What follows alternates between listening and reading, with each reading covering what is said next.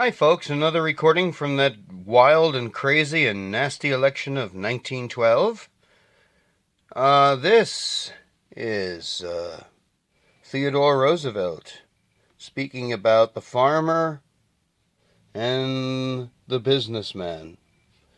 And he is speaking on an Edison cylinder that was recorded in 1912. Rather interesting recording. You know, in the election of 1912, when all this was going on, Theodore Roosevelt, there was an assassination attempt, and he was shot. Now, I hate to say this, but I think that Theodore Roosevelt loved every moment of it. He was wearing his suit. He had his speech, which was about 30 pages. He had his spectacle case, which was metal, and the bullet went through the spectacle case, went through the speech, and entered his body. Went into muscles. He stepped in front of his audience with blood on his chest and said, "I will give this speech or die."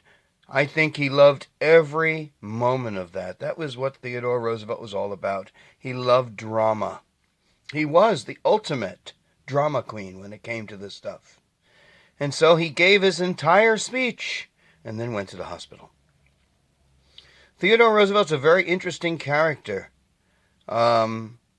Interesting writer. Fascinating conservatist. If you think about, go to the Museum of Natural History in New York City, it reeks of Theodore Roosevelt. He was a great conservationist in creating national parks. I will not take that from him, but by the time of 1912, Theodore Roosevelt had changed. He wasn't the Theodore Roosevelt of 1905. And I must say that Theodore Roosevelt was kind of losing it.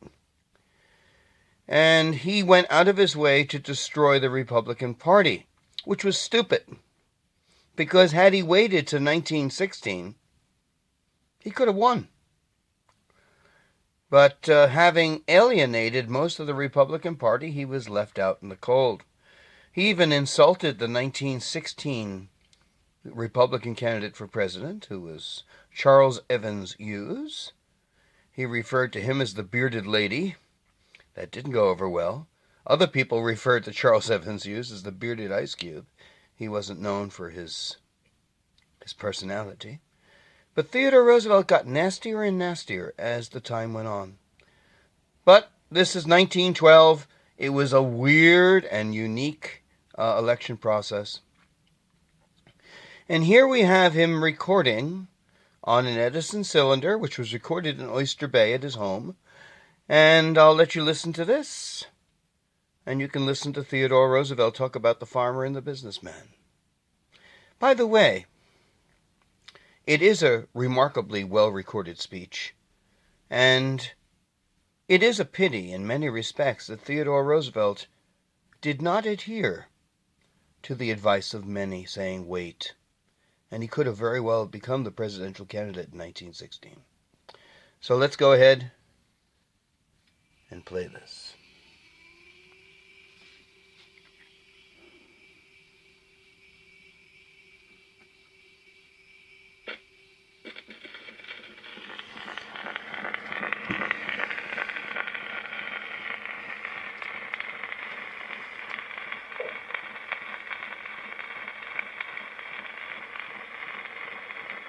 There is no body of our people whose interests are more inextricably interwoven with the interests of all. And here's the case from the farmer. The Country Life Commission should be revived with greatly increased power.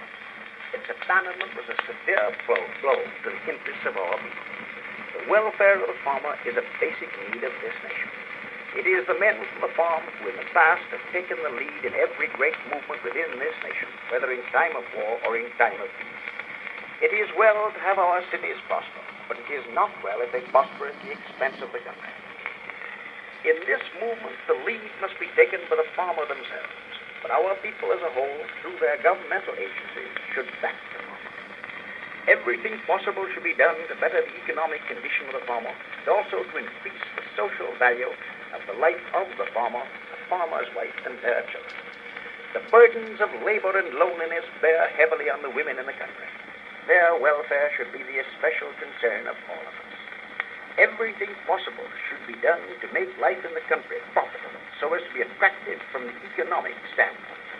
And there should be just the same chance to live as full, as well-rounded, and as highly useful lives in the country as in the city. The government must cooperate with the farmer to make the farm more productive. There must be no skinning of the soil. The farm should be left to the farmer's son in better and not worse condition because of its cultivation. Moreover, every invention and improvement, every discovery and economy should be at the service of the farmer in the work of production.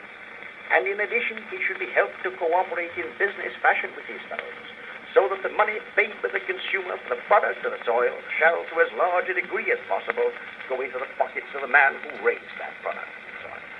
So long as the farmer leaves cooperative activities with their profit sharing to the city man of business, so long will the foundations of wealth be undermined and the comforts of enlightenment be impossible in the country community. The present conditions of business cannot be accepted as satisfactory.